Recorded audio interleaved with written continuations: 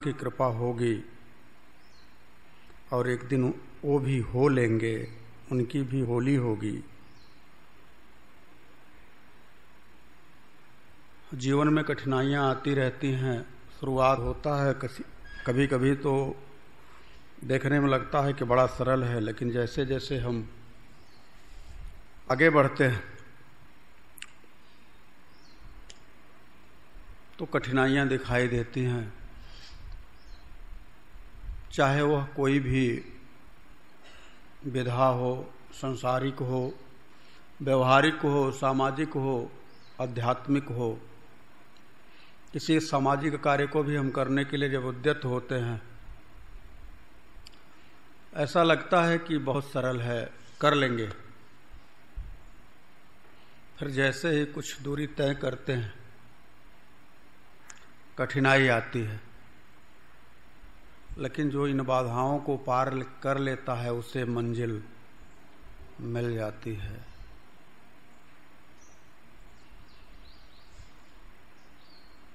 होली शायद इसी का भाव आप सबके हृदय में व्यक्त कराने के लिए एक त्योहार के रूप में आपके बीच में आती है। अब आप हैं कि उस होली के भाव को न समझ सकें,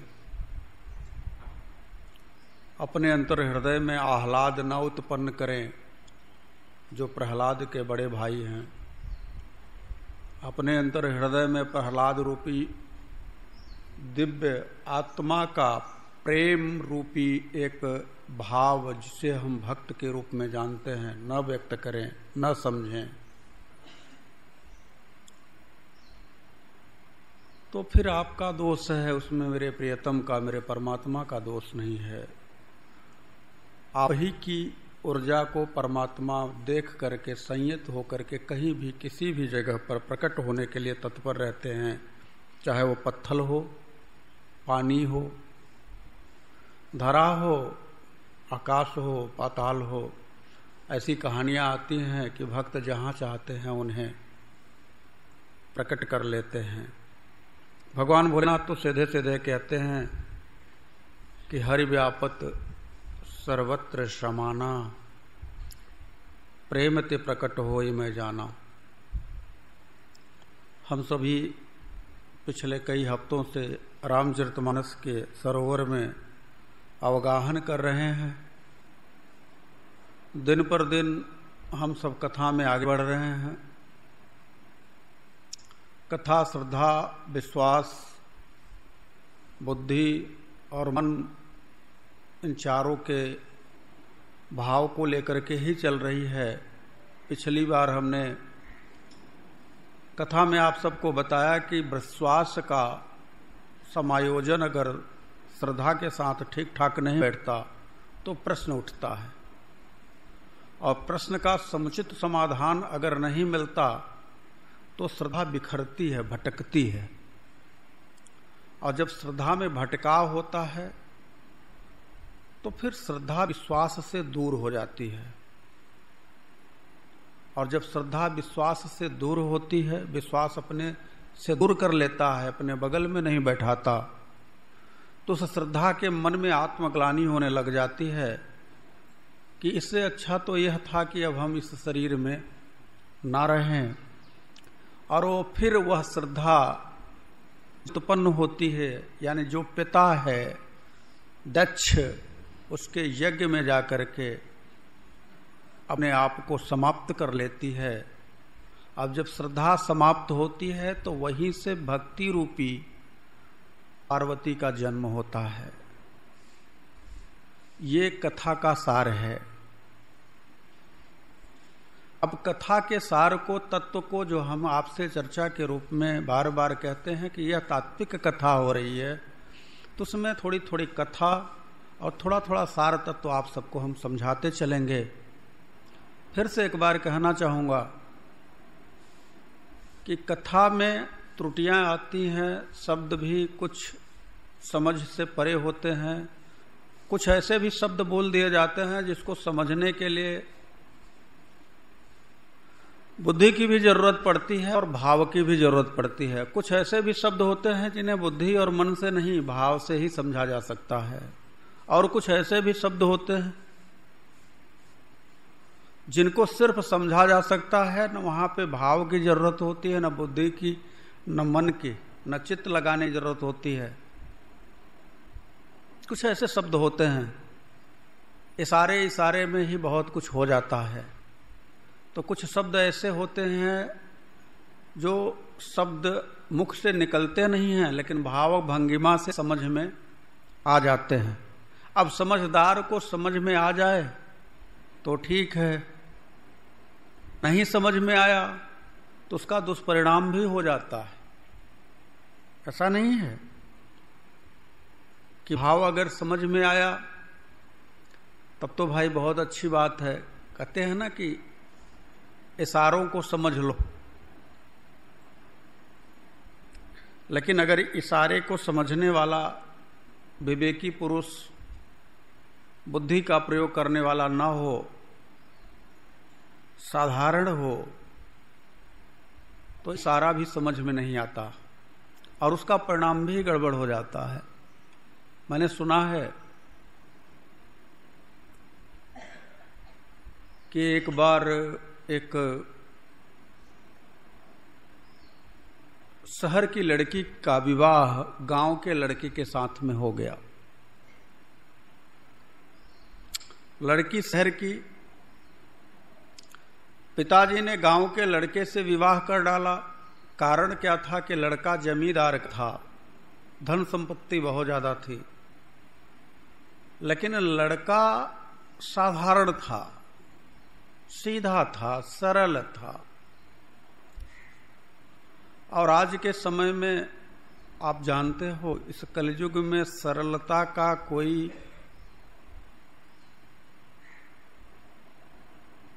कीमत अगर हम कहें तो नहीं मिलती। सरल को लोग आज के जमाने में बेवकूफ समझते हैं। ठीक है, लेकिन सरलता तो अपने आप में सरलता ही है ना। उसे समझने के लिए बुद्धि की जरूरत नहीं होती, उसको समझने के लिए भाव की जरूरत होती है। लड़का पहली बार ससुराल गया,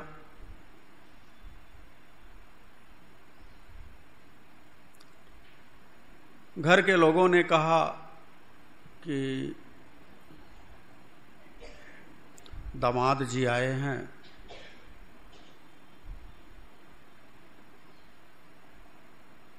बढ़िया भोजन बनाया जाए। भोजन अच्छा बना। पहली बार ससुराल गए थे इसलिए चावल ही खाने को दिया गया, क्योंकि कहते हैं ना कि भात खाएंगे तो ऐसा माना जाता है कि लड़का ससुराल में पहली बार भात खाता है तो उसको बहुत कुछ उपहार देना होता है। अब कहीं कहीं है, कहीं कहीं नहीं है, तो एक अलग बात है।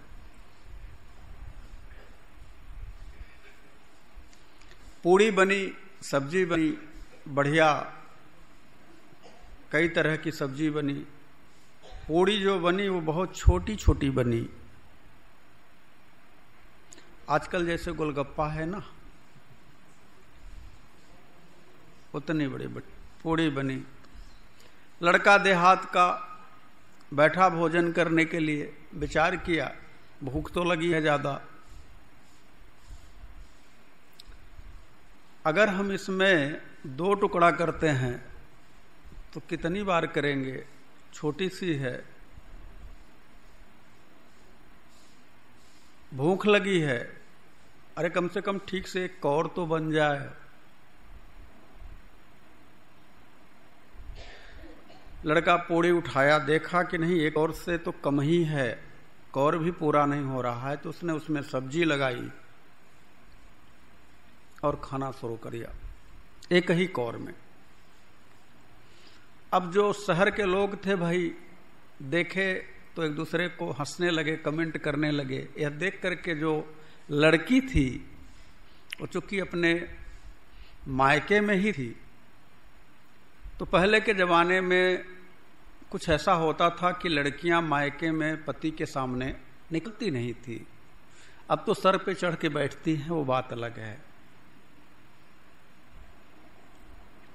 लेकिन दीवाल की ओट से, ये कह लो कि दरवाजे के ओट से इशारा किया, उसको लगा कि बेइज्जती हो रही है, तो इशारे में उसने 2 उंगली दिखाई कि इसको आधा कर लो, 2 भाग कर लो, खाओ। लड़के ने सोचा कि हमारी धर्मपत्नी कह रही है कि भूखे ज्यादा हो, एक से काम नहीं बनेगा, 2 पूड़ी एक साथ में खाओ। तो उसने एक पूड़ी में सब्जी लगाया, दूसरे पूड़ी को ऊपर से रखा और दबा के खाने लगा।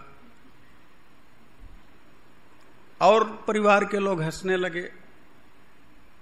सरलता है, लेकिन मैंने कहा ना कि समझदारी कभी कभी इशारे की गड़बड़ हो जाती है। लड़की ने अपना माथा ठोका कि कहां से हमारे पल्ले पड़ गए ये। लड़के ने देखा कि पत्नी हमारी कह रही है कि माथे चढ़ा करके खाओ।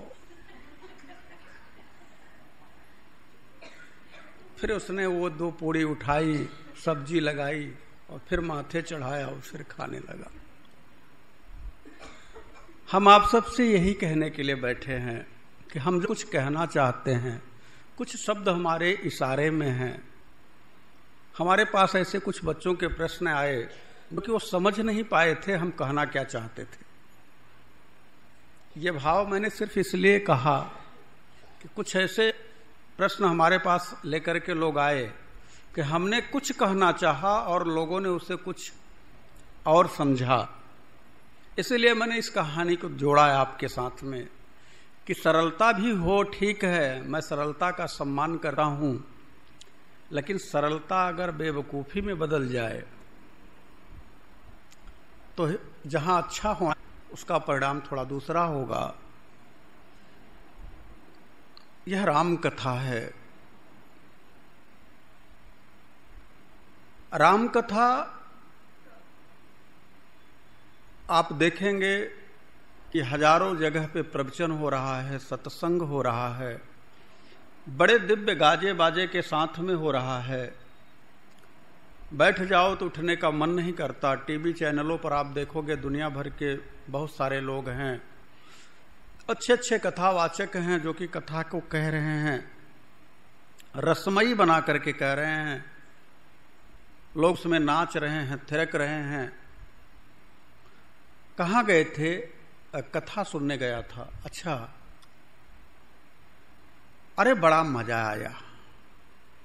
क्या सुना?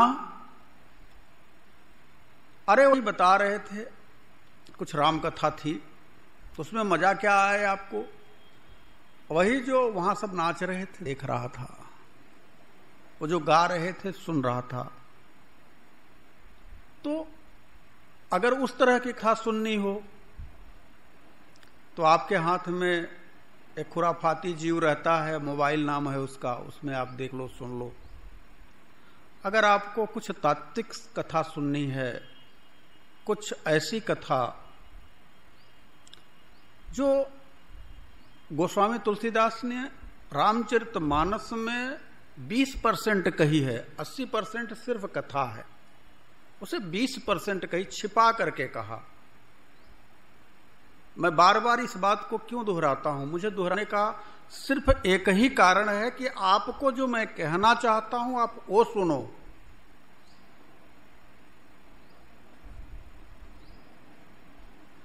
मैं कहना चाहता हूं आपसे कि श्रद्धा और विश्वास ये ऐसी धुरी है जिसमें श्रद्धा का अगर थोड़ा सा भी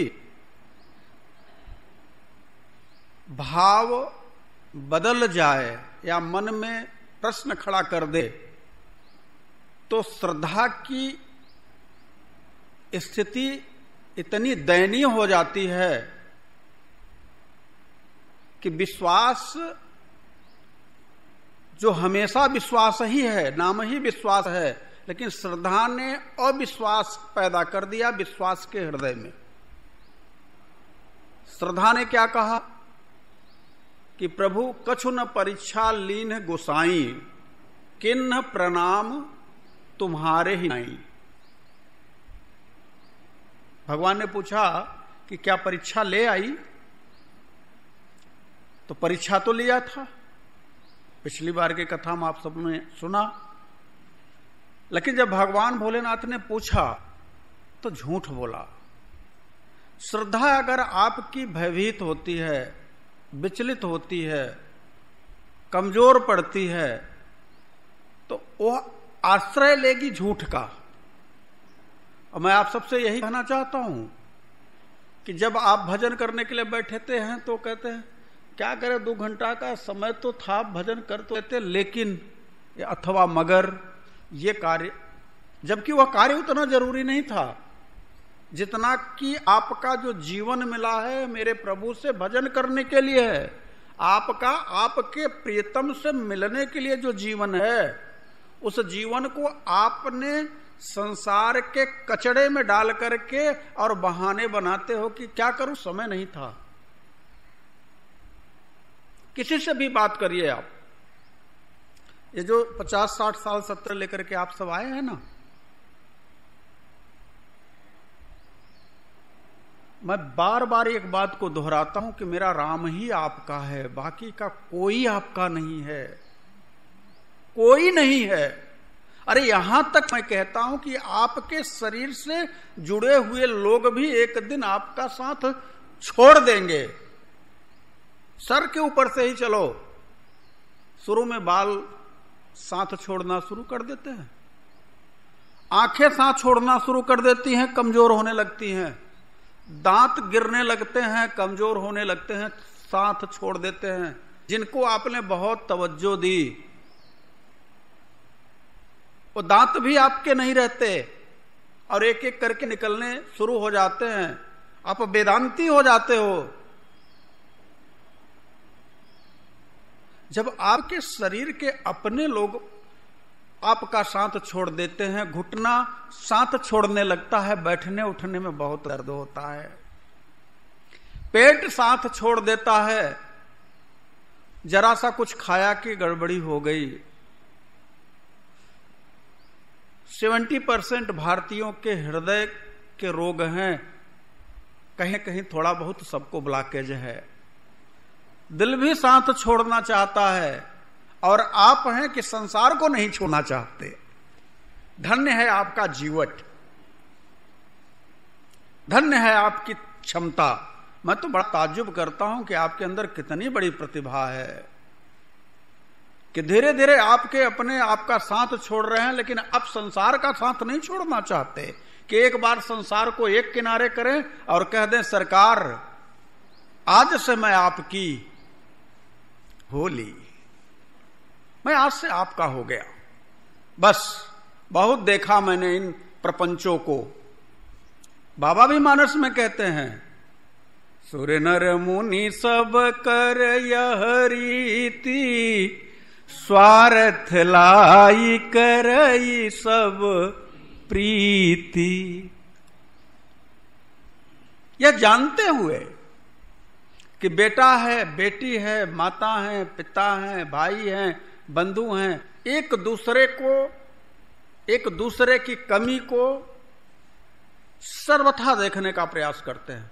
भाई हैं, 4 भाई हैं, तो उनके घर में कहीं न कहीं जो बहुएं आती हैं बाहर से, कुछ न कुछ ऐसा करके भाइयों के बीच में षड्यंत्र पैदा करती हैं। धीरे धीरे उनके मानसिक स्तर को इतना हिप्नोटाइज कर देती हैं कि भाई भाई के अवगुणों को देखना शुरू कर देता, कमियों को देखना शुरू कर देता। क्यों ऐसा होता? क्योंकि रामचरितमानस नहीं पढ़ा, रामायण की चर्चा देखी नहीं, सुनी नहीं, कि जिस राज्य के लिए देवता भी देख करके अपने को, इंद्र भी लज्जित होते थे कि अवध का राज्य इतना समृद्धशाली है, चक्रवर्ती सम्राट राजा दशरथ, उस अवध के राज्य के लिए स्वयं कुबेर लज्जित थे, इतना उनके पास धन था राजा दशरथ के। लेकिन भाई का प्रेम देखिए कि दोनों भाइयों के बीच में अयोध्या गेंद बन करके रह गई। राम जी ठोकर मारे तो भरत भी ठोकर मार दिए। ये प्रेम होना चाहिए। लेकिन आज दुर्भाग्य है, हम बीते भर की जमीन के लिए एक दूसरे के दुश्मन बने बैठे हैं, लड़ने लगते हैं, मारने मरने के लिए तैयार हो जाते हैं। ऐसा लगता है कि हम यहां पर सर्टिफिकेट लेकर के आए हैं कि कई कल्प तक हमारा नाश नहीं होने वाला। बाबा भी मानस में कहते हैं, लघु जीवन संबत पंचदशा कल्पांत न नाश गुमान असा। ऐसा उनको विश्वास, गुमान, भरोसा, अहंकार रहता है कि हमारा एक कल्प तक नाश होने वाला नहीं है।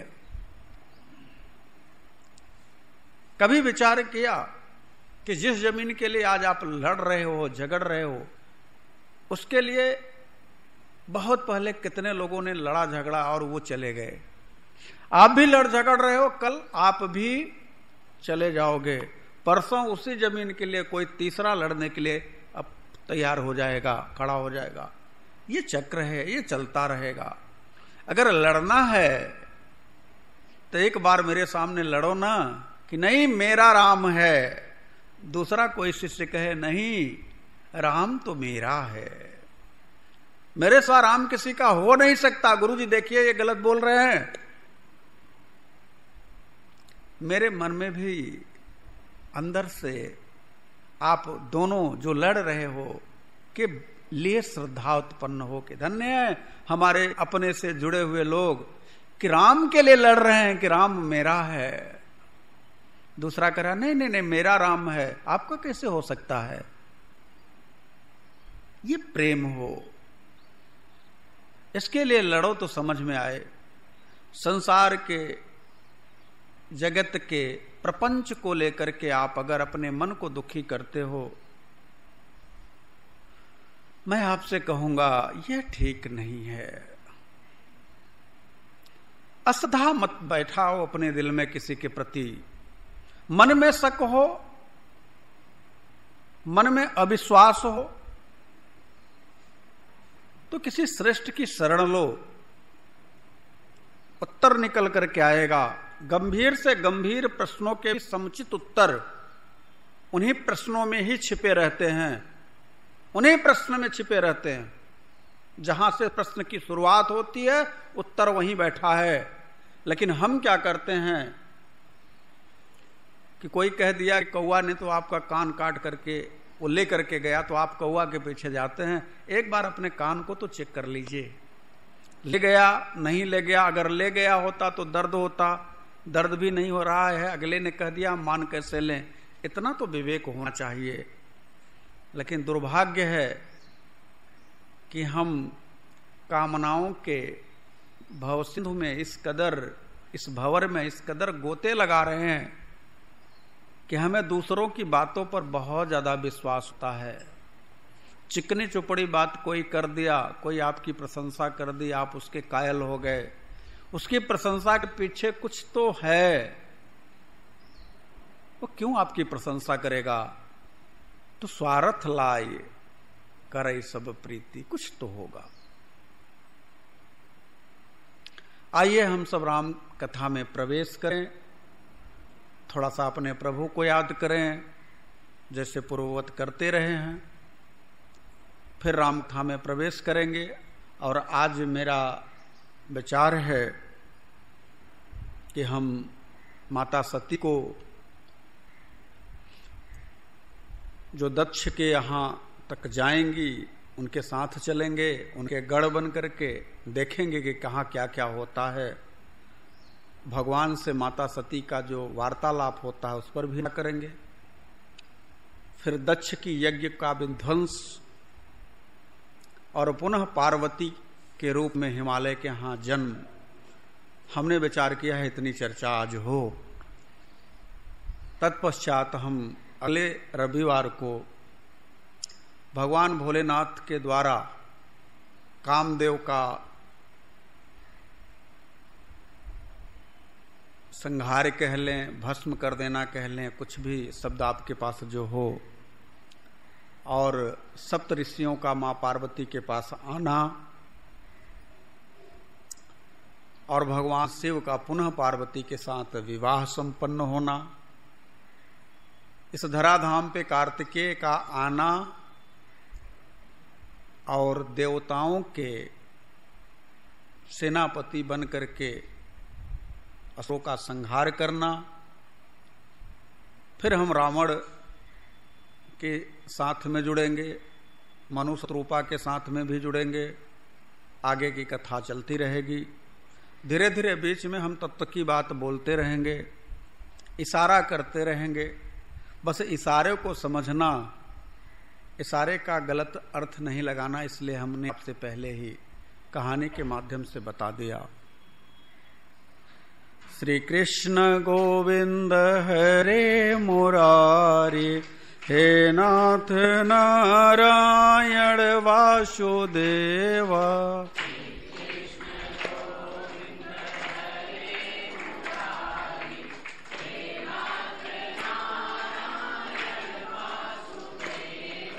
गोविंद माधव मोहन मुरारी, हे नाथ नारायण वासुदेवा।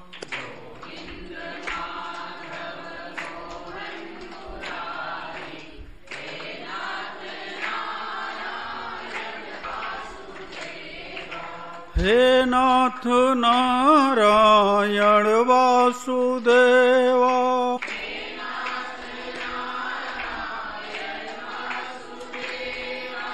हे नाथ नारायण वासुदेवा।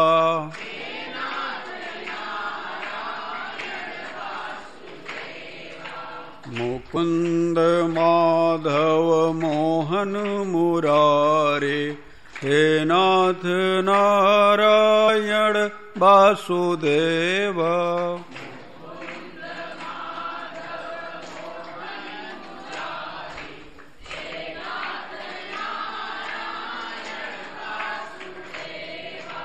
त्वमादिदेवः पुरुषः पुराण,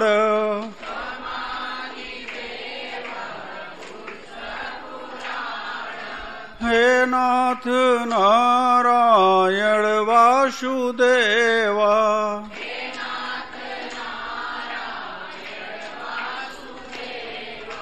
त्वमस्य विश्वस्य परं निधानम्,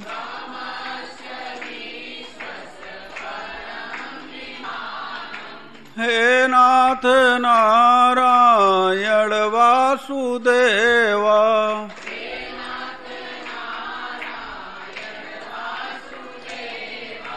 वेतासि वेदं च परं च धामम्,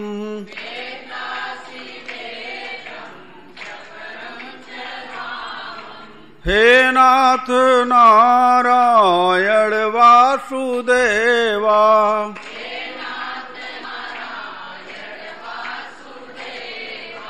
त्वयात तः विश्वमनन्तरूपम्, हे नाथ नारायण वासुदेवा।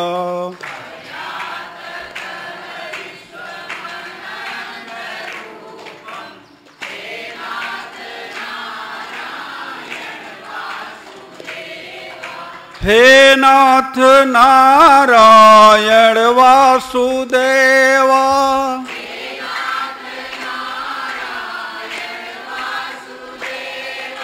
हे नाथ नारायण वासुदेवा।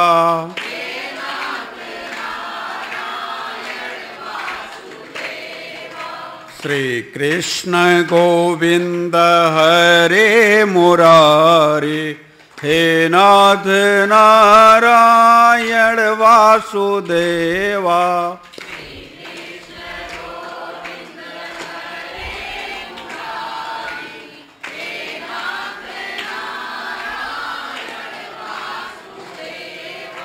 हे नाथ नारायण वासुदेव,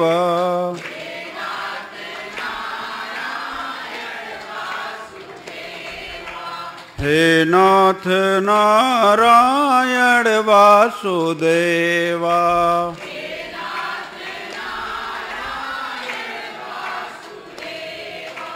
हे नाथ नारायण वासुदेवा,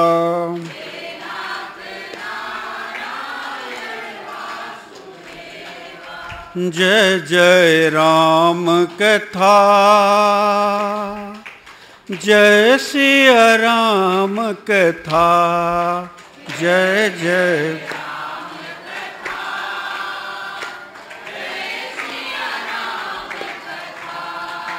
जय जय राम कथा, जय सिया राम कथा,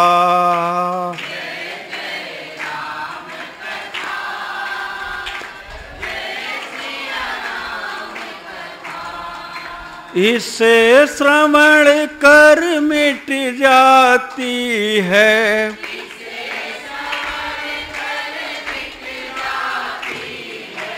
इसे श्रवण कर मिट जाती है,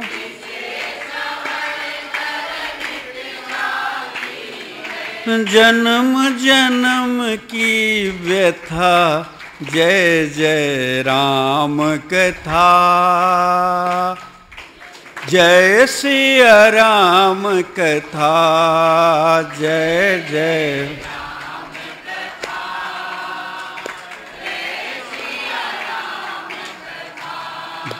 जय जय राम कथा, जय सिया राम कथा, जय जय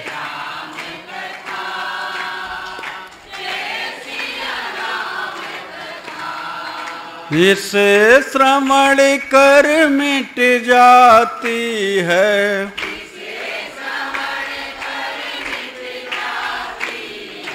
इसे श्रवण कर मिट जाती है,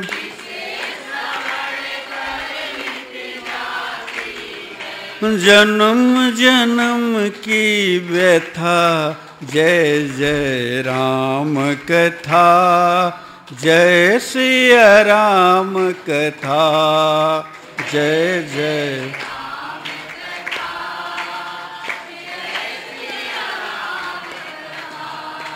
मेरा भी परमारथ बन जाए,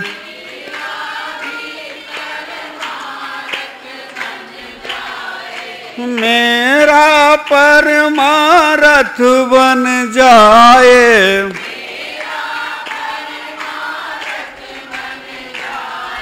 श्री नारद की व्यथा, जय जय राम कथा, जय सिया राम कथा, जय जय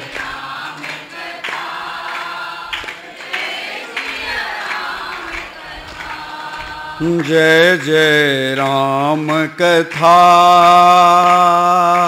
जय सिया राम कथा,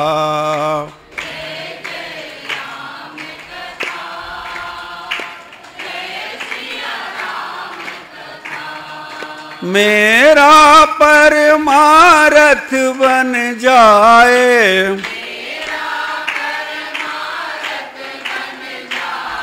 मेरा परमारथ बन जाए,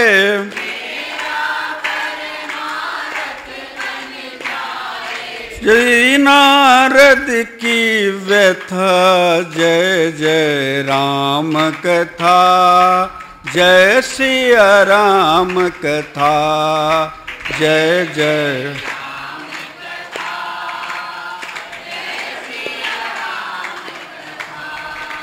जय जय राम कथा, जय सिया राम कथा, जय जय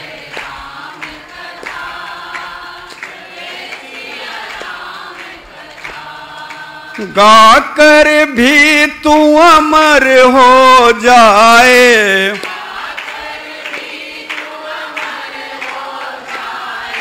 गाकर भी तू अमर हो जाए,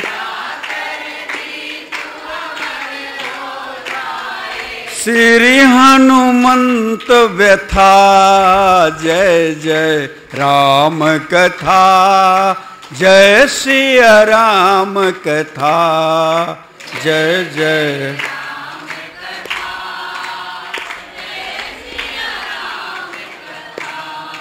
जय जय राम कथा, जय सिया राम कथा।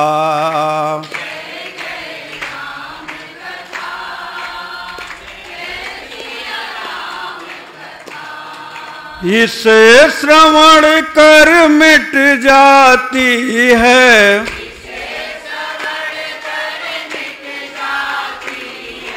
इसे श्रवण कर मिट जाती है,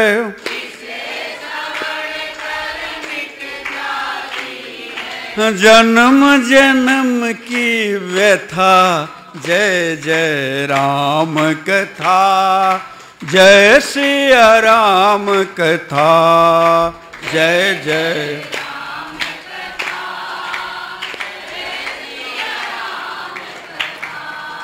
जय जय राम कथा, जय सिया राम कथा।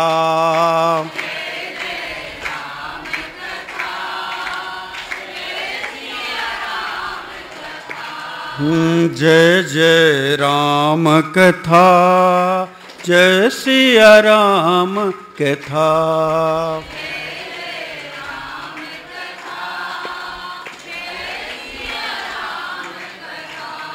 बोलो अनंत कोटि ब्रह्मांड नायक परम दत्त परमात्मा की।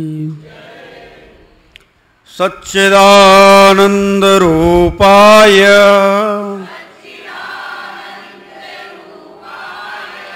विश्वोत्पत्त्यादि हेतवे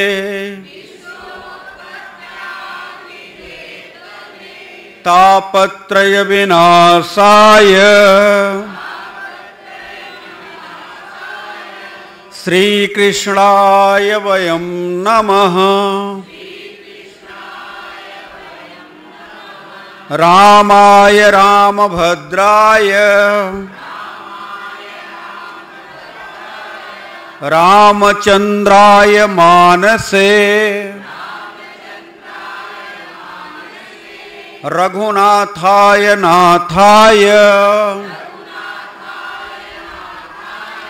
सीताया पतये नमः। अतुलित बलधामं हेमशैलाभदेहम्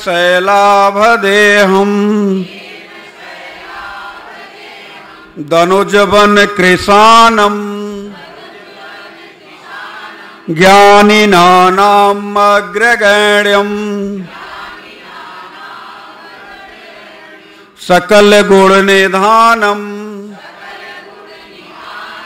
वानराणामधीशम् रघुपति प्रिय भक्तम् वात जातम् नमामि, वात जातम् नमामि। हे गोविंद हे माधव हे मुरलीधर हे मेरे राम, मुझे अपना बना लो प्रभु, मुझे अपना बना लो प्रभु, मुझे अपना बना लो प्रभु।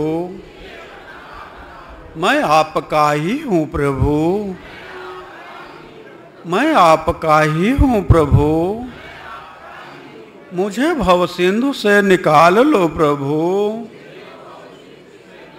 मुझे अपना बना लो प्रभु, मुझे अपना बना लो प्रभु। हरि ओम। भगवत धर्मानुरागियों, परमात्मा से प्रीति जोड़ करके अगर हम राम कथा में प्रवेश करते हैं तो आनंद की अनुभूति होती है। लाला मेरे साथ हो जाता है और कहता है तू सुना मैं सुनूंगा। पवन सुत कहते हैं कि जहां राम कथा हो, हे राघव मुझे एक वरदान दे दो कि जहां जहां भी राम कथा हो वहां मैं पहुंच सकूं। राघव ने कहा बाबा तू तो अकेला है, एक है, राम कथा तो हजारों जगह होती रहेगी, कैसे पहुंच पाएगा? और फिर तू पहुंच तो सकता है लेकिन बैठना भी तो पड़ेगा, तभी तो राम कथा सुन पाएगा। हनुमान जी ने कहा यही तो मैं भी कहना चाहता हूं कि जब राम कथा हो, हजारों नहीं, लाखों नहीं, करोड़ों जगह हो, तो हे मेरे राघव मुझे करोड़ों जगह करोड़ों रूप दे करके बैठा देना, और मैं कहीं भी किसी भी भक्त के द्वारा राम कथा हो रही हो तो मैं वहां सुनना चाहूंगा, चाहे वो जैसे भी कह रहा हो। अगर उसके अंतर हृदय में भाव उमड़ रहा है, आपसे प्रेम का भाव है, तो उसके हृदय के भाव को मैं नजदीक से, पास से देखना चाहता हूं। वह कथावाचक हो अथवा कथा का श्रवण करता हो, मैं उन दोनों के मध्य रह करके दोनों के भाव को अंतर हृदय से महसूस करना चाहता हूं। इसलिए हे राघव अगर करोड़ों जगह कथा हो तो मुझे आप ऐसा वरदान दो कि मैं करोड़ों रूप धारण करके और करोड़ों जगह बैठ करके राम कथा यानी आपकी कथा को श्रवण करूं। और यह कोई भक्त ही कर सकता है। और हमारे हनुमान जी महाराज तो भक्तराज हैं, उनके लिए तो कहना क्या। उनकी तो प्रशंसा करते समय हमारे प्रभु भी कहते हैं प्रति उपकार करऊं का तोरा, सन्मुख होई न सकत मन मोरा। तेरा उपकार मैं कैसे करूं, तेरे सामने तो मैं अपने आप को खड़ा नहीं कर पा रहा हूं, तेरा एहसान मेरे ऊपर इतना है। अच्छा एहसान किस बात का है? भक्त एहसान करता है भगवान के ऊपर। तो सच कहूं मेरे प्रभु को भक्ति प्रिय है, और जो भी भक्त भक्ति की खोज कर लेता है वो मेरे प्रभु का प्रिय हो जाता है। हनुमान जी ने क्या किया, इस देह रूपी लंका में मोह रूपी रावण के द्वारा अपहरण की गई भक्ति को हनुमान जी महाराज ने देख लिया, पता पा गए, और पता लेकर के हमारे प्रभु के सम्मुख आकर के खड़े हुए। भगवान के सामने हनुमान जी महाराज खड़े हैं, लेकिन एक भी वाणी मुख से नहीं निकल रही है। आप हैं, कुछ अपने आश्रम का छोटा भी काम कर देंगे तो ये दिखाने का प्रयास करेंगे कि हम कर रहे हैं। गुरु जी की एक बार निगाह पड़ जाती तो अच्छा था, वो देख तो लेते कि मैं यह कार्य कर रहा हूं। कार्य करने वाले के मन में देखने और दिखाने की जब बात आ जाए तो एक प्रकार का अहंकार है, और यह अहंकार अहिरावण है। रावण से तो एक बार पार पाया जा सकता है, लेकिन अहंकार रूपी अहिरावण तो हमारे राम और लक्ष्मण को भी उठा करके लेके चला जाता है।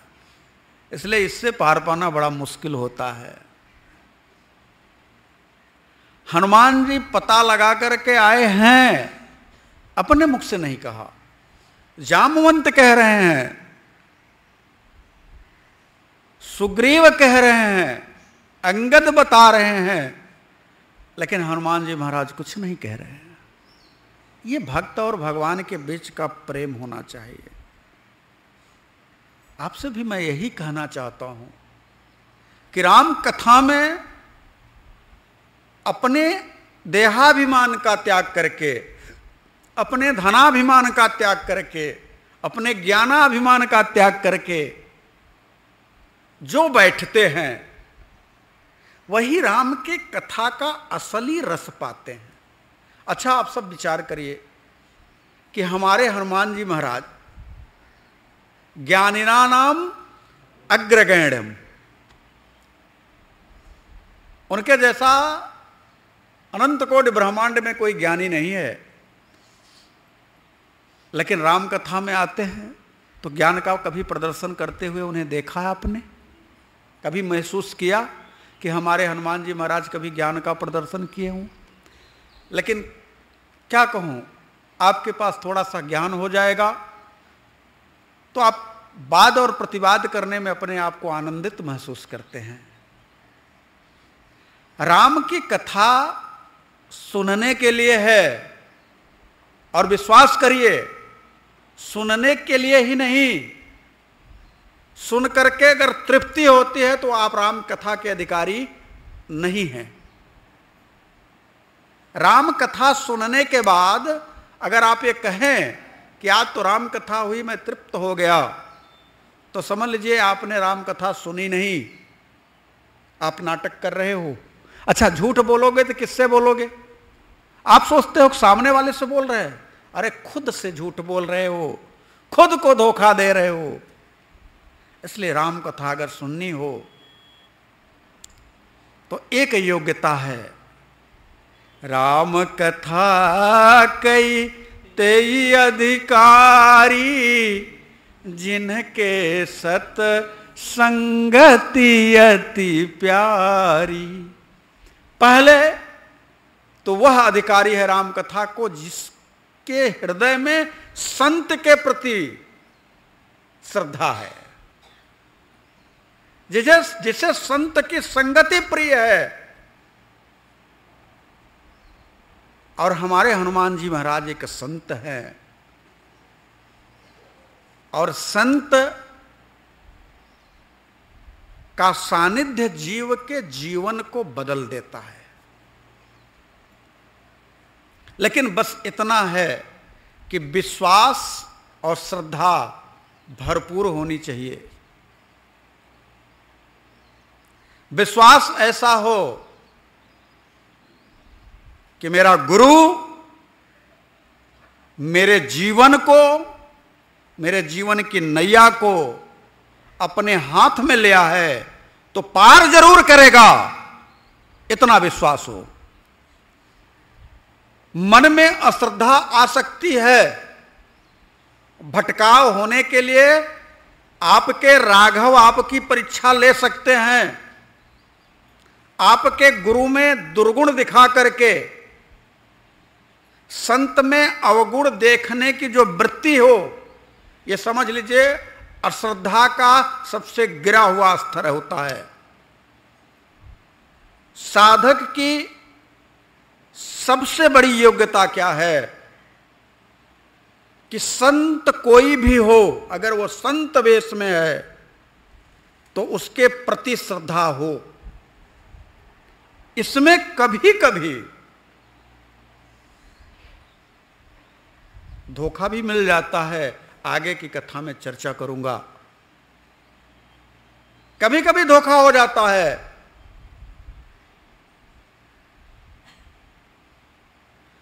और यह धोखा राजा प्रताप भानु के साथ हुआ था, आप सबको पता है। संत के वेश में उनका ही अपना पराजित राजा, उनके द्वारा पराजित राजा जो वन में रहता था, उन्हें अपने तिकड़म में फंसाया और एक चक्रवर्ती सम्राट को राक्षस बनवा दिया। इसलिए श्रद्धा भटकनी नहीं चाहिए। श्रद्धाहीन मनुष्य करील के पेड़ के जैसा होता है। जिसके पास जाने के बाद कांटा चुभना तय है, वो आपको अपने अज्ञानता का कांटा जरूर चुभोएगा। वो कुछ न कुछ ऐसी बात जरूर करेगा जिससे आपके भी मन में श्रद्धा डगमगाए। और यह मैं इसलिए कह रहा हूं कि मां सती जो हैं यह प्रकृति हैं। इस प्रकृति में जो हलचल होती है, इस प्रकृति में जो भी कंपन हो रहा है, वह प्रकृति महसूस करती है। प्रकृति में कंपन है श्रद्धा अश्रद्धा का। इस जीव के, जगत के व्यवहार के श्रद्धा और अश्रद्धा के बीच में जो कंपन है उसको कौन महसूस कर रहा है? सती। इसलिए सती के मन में परमात्मा राम के प्रति मन में उनके भ्रम पैदा हुआ कि वो अगर राम तो सबके हृदय में रहते हैं, ते बाहर राजा के लड़के बन करके क्यों टहल रहे?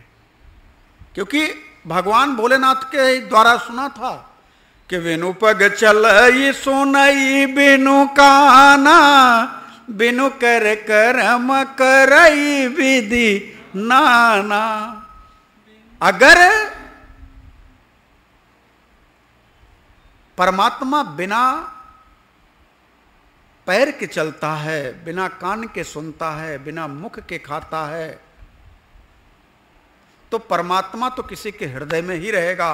वो चल करके कैसे बाहर आएगा? यही प्रकृति की हलचल है, यही प्रकृति की अश्रद्धा है। ध्यान रखिएगा, सती के मन का क्षोभ नहीं है।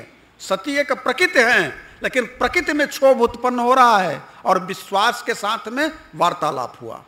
परिणाम क्या हुआ? विश्वास ने कहा कि अगर तुम्हारे मन में संदेह है तो जाकर के परीक्षा लो। परीक्षा लिया। क्या परीक्षा लिया? आप सबको विदित है। अब आई वापस भगवान भोलेनाथ के पास।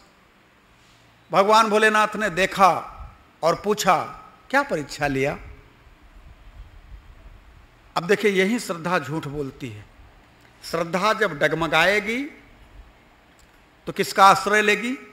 झूठ का, असत्य का। कछु न परीक्षा लीन गोसाई, किन्ह प्रणाम तुम्हारे ही नाई। लो, लेकिन यह श्रद्धा भूल गई कि विश्वास जो होता है वो त्रिकालदर्शी होता है। वो वर्तमान, भूत और भविष्य तीनों को देख लेता है। भगवान भोलेनाथ ने ध्यान किया। सती ने जो कार्य किया था सब कुछ भगवान भोलेनाथ ने देखा।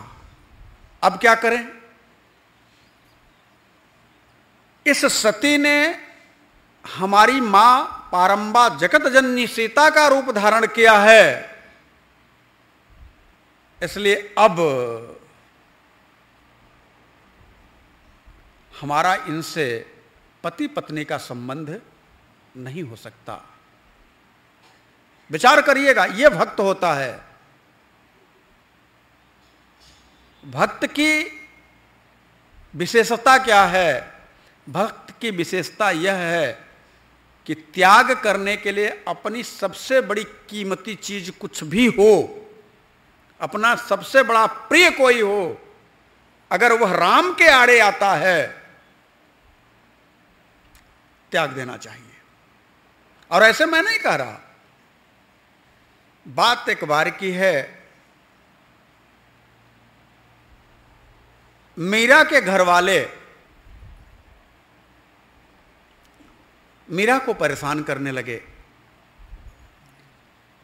मीरा के गुरुजी शरीर छोड़ चुके थे। समकालीन कोई संत नहीं दिखा। गोस्वामी तुलसीदास जी महाराज थे।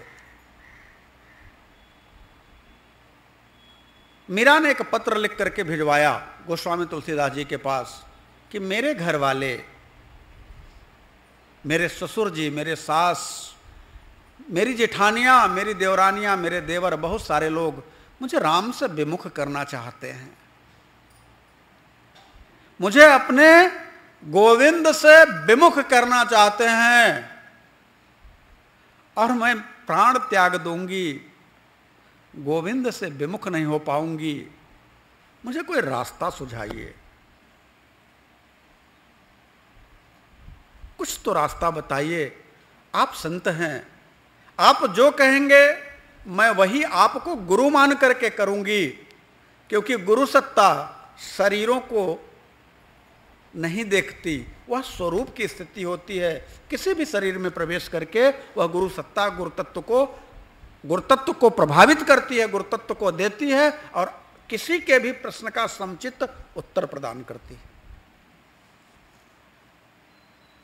गोस्वामी तुलसीदास जी ने पत्र पढ़ा, उत्तर लिखा, जाके प्रिय न राम वैदेही।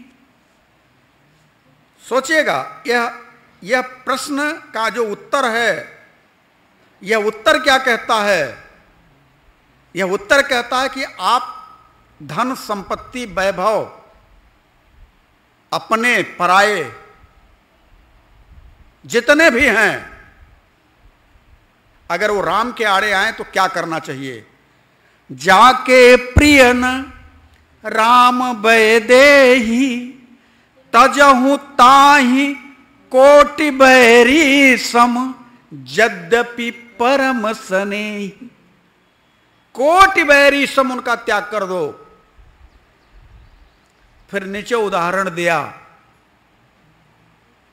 दिया कि ऐसे नहीं समझोगी तो मैं तुम्हें समझा रहा हूं, भक्तों की परीक्षा होती है, आप भी भक्त हैं, यहां से जाते समय रास्ते में ठोकर लग जाए तो कहेंगे हम तो गए थे आश्रम, अच्छा कार्य करने के लिए गए थे, सत्संग सुनने के लिए गए थे, ठोकर लग गया, कमर में दर्द हो गया, पैर में दर्द हो गया, घुटने में दर्द हो गया, अब तो नहीं जाना, हो गई परीक्षा। और यह नहीं सोचा कि जो ठोकर लगी है हो सकता है कुछ और होने वाला था, हो सकता है कुछ और हो जाता, यह दिमाग में नहीं आएगा। आएगा क्या? अरे हम तो गए थे अच्छा काम करने के लिए, ऐसे क्यों हो गया? तो गोस्वामी तुलसीदास जी कहते हैं, तजेऊ पिता प्रहलाद भरत महतारी, बलि गुरु तजेऊ कंत बनि बनिता, भय मुद मंगलकारी। राम के आड़े कौन कौन आया? कहा हिरण्यकश्यप प्रहलाद के सामने आया, तजेऊ पिता प्रहलाद। भरत के सामने मां आई, राम से मिलन में, राम के प्रेम में, कहते हो ना, प्रेम में पत्थर बन करके आ गई। कौन? कैकेयी। भरत त्याग कर दिए, भरत महतारी। राम के प्रेम में गुरु आ गए। अगर गुरु भी राम से प्रेम करने के लिए मना करते हैं तो गुरु का भी त्याग कर दीजिए। बलि ने ऐसा ही किया। प्रसंग आप सबको पता है कि बामन महाराज, बावन भगवान हमारे जब बलि को दान के लिए संकल्प करवाते हैं तो शुक्राचार्य कहते हैं ये छलिया है, यह नारायण आया है। तो बलि ने कहा अगर ये नारायण है तो मैं बड़ा भाग्यशाली हूं कि आज मैं नारायण को दान देने के लिए खड़ा हुआ हूं। यह बहुत बड़ी बात है। मैं भाग्यशाली हूं कि आज मेरे हाथ से नारायण मेरा दान लेने आया है। और अगर ये 52 हैं या 53 हैं तो 3 कदम जमीन लेकर के चले जाएंगे। और अगर नारायण हैं तो फिर मेरी तो जय जय हो जाएगी। गुरु का भी त्याग कर दिया और भगवान ने 2 कदम में ही, 2 चरण में ही समस्त भूमंडल को नाप लिया समस्त भूमंडल को। जिस पर बलि का अधिकार था। बलि के अधिकार समाप्त है। भगवान ने कहा, बलि एक बात बता, अब तो तुझे मैं बंदी बना लूंगा। तू अपने दान से पीछे हट रहा है। बोले क्या हुआ प्रभु? बोले तेरी जो व्यवस्था थी, तेरा जो साम्राज्य था, जहां तक मैंने 2 चरणों में नाप दिया, ये बता तीसरा चरण मैं कहां रखूं? तो तू तो दान देने से रह गया, चूक गया। बलि ने परमात्मा से कहा, प्रभु एक बात बताइए, दान बड़ा होता है कि देने वाला बड़ा होता है? भगवान ने कहा, देने वाला बड़ा होता है, संपत्ति बड़ी नहीं होती। भगवान ने कहा, देने वाला बड़ा होता है, संपत्ति बड़ी नहीं होती। बलि कहा, प्रभु अभी तो देने वाला आपके सामने खड़ा है, एक चरण आप इस देने वाले के ऊपर रख दीजिए, आपका 3 चरण पूरा हो जाएगा। और भगवान ने ऐसा ही किया कि बलि के सर पे चरण रखा और बलि पाताल को चले गए। ऐसा कहा जाता है। मैं आप सबसे यही कहूंगा, विश्वास के साथ कहूंगा कि राम कथा सुनने के लिए तृप्ति अगर हो गई तो राम कथा के अधिकारी आप नहीं हैं। इसलिए मन लगा करके, शांति बना करके जो हम कह रहे हैं उससे ज्यादा आप समझने का प्रयास करिए। उससे ज्यादा अगर समझेंगे तो मुझे कहने में सरलता होगी, मुझे बताने में अच्छा लगेगा, और मैं समझूंगा कि जहां से मैं बोलना चाहता हूं आप समझदार हैं, समझ ले रहे हैं। अब भगवान भोलेनाथ माता के भाव को समझ गए, संकल्प किया। शिव संकल्प कीन मन माही, यही तन सती भेट अब नाही। संकल्प कर लिया कि इस तन में अब सती से मेरा भेंट नहीं हो सकता। क्यों? क्योंकि इन्होंने मेरी मां का रूप धारण किया। अब देखिए, संकल्प भक्त का भगवान के प्रति हो रहा है। भगवान के लिए अपनी प्रिया को आज भगवान भोलेनाथ अपने से अलग कर रहे हैं। ये सामान्य बात नहीं है। और फिर मानस कहती है, तब शंकर प्रभु पद सिरुनावा, सुमिरत राम हृदय यस आवा। प्रभु के चरणों में बैठे बैठे ही सिर नवाया और संकल्प किया। और संकल्प जब किया, तीनों लोग थर्रा उठा, आकाशवाणी हुई।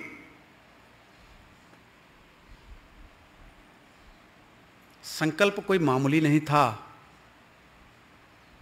अरे आपसे कहा जाए कि आप कथा सुनने आ रहे हो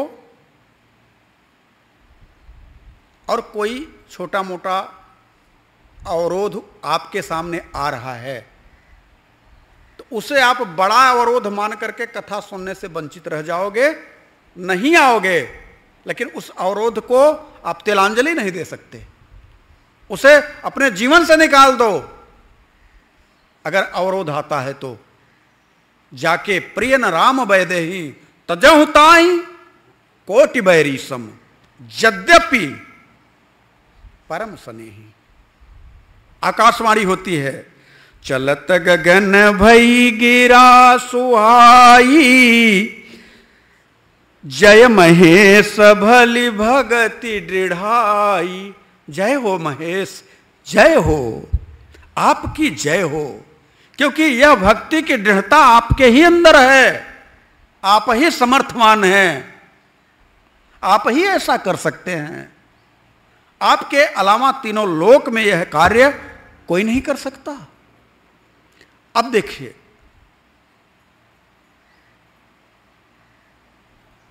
जब आकाशवाणी हुई तो आकाशवाणी श्रद्धा में भी गई, विश्वास में भी गई। अब श्रद्धा भगवान भोलेनाथ से पूछने लगी कि प्रभु, ये जो आकाशवाणी हुई है कि आपके जैसा कोई राम का परम भक्त हो नहीं सकता, आपके जैसा ऐसी कोई कठोर प्रतिज्ञा कर नहीं सकता, आपने कौन सी प्रतिज्ञा करी प्रभु? लेकिन भगवान भोलेनाथ ने एक बार भी यह नहीं बताया, बल्कि राम कथा कहने लग गए। कुछ देर तक राम कथा कही, लेकिन मन में ग्लानि थी, प्रभु से मिलन की उत्कंठा जागृत हुई और अंदर वो कमलासन में बैठ करके समाधिस्थ हो गए। और समाधि कितनी? भगवान भोलेनाथ समाधिस्थ हैं तो कोई थोड़े समय के लिए तो समाधि होगी नहीं। 87,000 साल तक समाधि। मानस में लिखा है, बीतेउ संबत सहस 87 तजिय समाधि शंभु अविनाशी। 87,000 वर्ष तक समाधिस्थ होकर के भगवान भोलेनाथ बैठे रहे। और मां सती ने जब देख लिया कि प्रभु तो समाधिस्थ हो गए, तो सती प्रभु को समाधिस्थ होकर के अगर बैठे देखा तो सती रूपी श्रद्धा कर क्या रही है? अब पुनः देखिए श्रद्धा का जागरण हो रहा है। वह श्रद्धा नारायण प्रभु श्री राम की प्रार्थना करने लगी।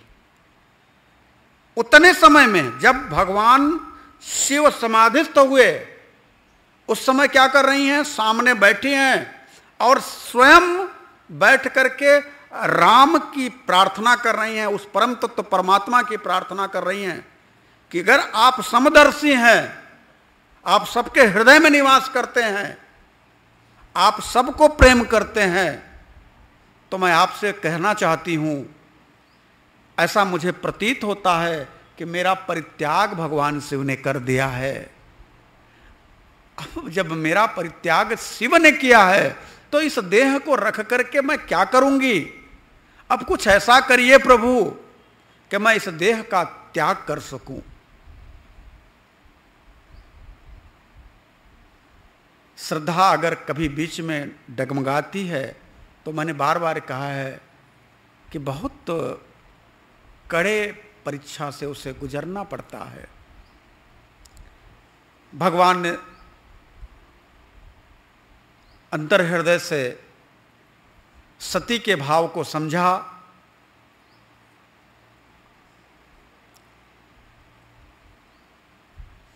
इधर भगवान भोलेनाथ ने समाधि खोली, राम राम का स्मरण किया और जब राम नाम ते ही सुमिरन कीना, जब राम नाम का स्मरण हुआ तब जानी सती जगतपति जागे। भगवान जग गए हैं, आकर के बैठी, लेकिन भगवान भोलेनाथ सन्मुख आसन दिए, आसन सन्मुख दिया। सती के मन में क्षोभ है। भगवान राम कथा कहने लगे, सती सुनने लगी। कुछ दिन बिता और तब तक होता क्या है कि महाराजा दक्ष जो सती के पिता हैं, एक बहुत बड़ा यज्ञ करवा रहे हैं। और यह यज्ञ ऐसा यज्ञ है कि समस्त देवी देवताओं को निमंत्रण दिया है। सती ने ऊपर सिर उठा करके देखा, विमानों में कोलाहल हो रहा है, देवता और देवियां मंगल गीत गाते हुए दक्ष प्रजापति के यहाँ उस यज्ञ में भाग लेने के लिए जा रहे हैं। मां सती ने जब ऊपर देखा, भगवान भोलेनाथ से कहा, प्रभु आप जरा ऊपर देखिए, देख रहे हैं इन विमानों को? भगवान ने कहा, हाँ मैं तो सुबह से ही देख रहा हूं। तो जानते हैं प्रभु ये विमान कहां जा रहे हैं? मैंने पूछा, कुछ लोगों ने हमें बताया, इसलिए मैं आपको बता रही हूं। भगवान ने कहा, कहां जा रहे हैं? माता सती ने कहा, प्रभु ये विमान आपकी ससुराल जा रहे हैं। शब्द शैली देखिए, माता सती चाहती हैं कि हम कुछ ऐसा अब बोलें कि भगवान को प्रिय लगे। हमने इसके पहले बहुत कुछ अच्छा नहीं बोला, हमारे प्रभु को बहुत कष्ट हुआ है। अक्सर करके आप लोगों ने देखा होगा, क्षमा करिएगा मेरी बात को अगर गलत लगे, अक्सर करके माताएं बहनें कहती हैं मेरे मायके में ऐसा हो रहा है, मेरे मायके में, मेरा शब्द लगाती हैं। मेरे मायके में तो बहुत बड़ा यज्ञ हो रहा है, आपको पता है, मेरे मायके में। लेकिन यहां मां सती यह नहीं कह रही कि मेरे मायके में, मां सती कह रही हैं आपकी ससुराल में यज्ञ हो रहा है। क्यों ऐसा कह रही हैं? जिससे भगवान भोलेनाथ भी चले।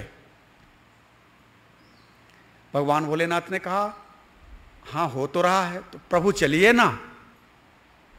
अरे चलने को तो मैं चल देता, पर कोई चिट्ठी पत्री आई है, कैसे चल दूं? बिना बुलाए नहीं जाना चाहिए। मां ने तपाक से कहा, अरे प्रभु चिट्ठी पत्री का क्या है, कभी कभी डाक गड़बड़ा जाती है।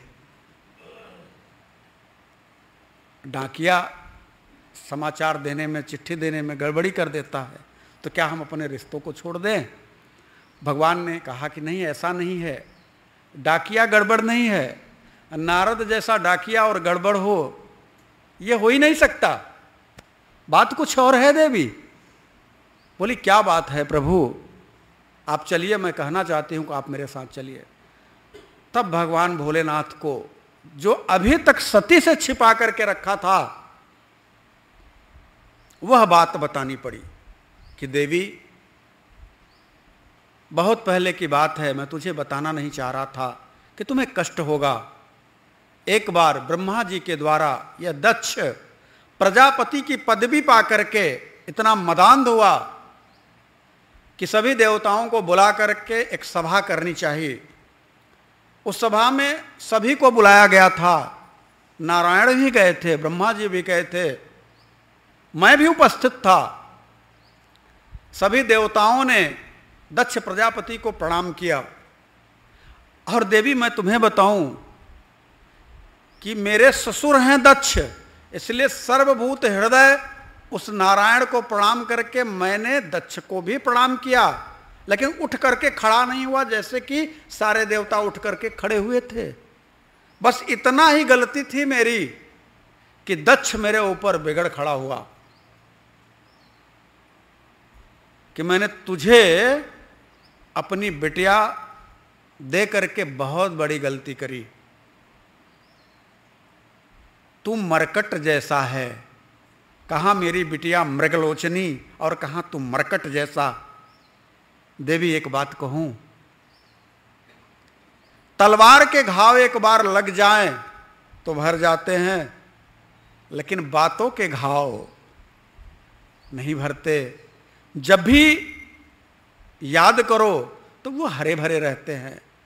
उस दिन दक्ष ने मेरा बड़ा अपमान किया था और उसी अपमान का बदला लेने के लिए इसने इस यज्ञ का आयोजन किया है, और कुछ नहीं है। वो समस्त देवी देवताओं को आमंत्रित किया है सिवाय हमें छोड़ करके। मां सती ने कहा, प्रभु कभी कभी ऐसा हो जाता है, इसको लेकर के इतना ज़्यादा अगर हम बात का बतंगड़ बनाएंगे तो यही देवता लोग कल कहेंगे कि देखो देखो दक्ष के दामाद का झगड़ा भी चल ही रहा है, समाज हमें क्या कहेगा।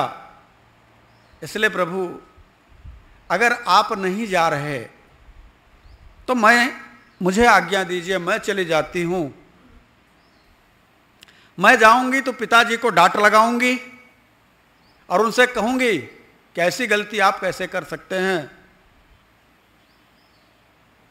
और मैं उन्हें समझा बुझा करके आपसे माफी मांगने के लिए कहूंगी और आपसे क्षमा मांगेंगे वो। भगवान भोलेनाथ ने कहा, देवी ऐसा नहीं है। मुझे चलने में कोई बुराई नहीं थी। 3 जगह ऐसी है, क्योंकि कम से कम आपकी कमियों को उजागर करके गुरु आपके अंतर हृदय में बैठे हुए कलुषित भाव को समाप्त करेंगे। 10 के बीच में आपको कुछ डांटेंगे, कुछ फटकारेंगे, आपके अंतःकरण का कलुषित भाव दूर होगा। लेकिन मित्र के यहां और पिता के यहां नहीं जाना चाहिए।